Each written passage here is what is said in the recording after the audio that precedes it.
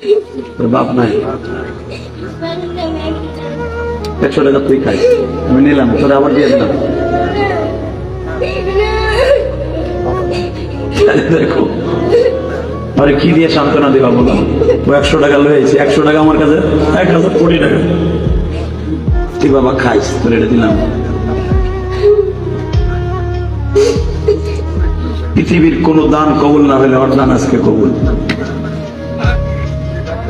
কি চাও, কি চাও?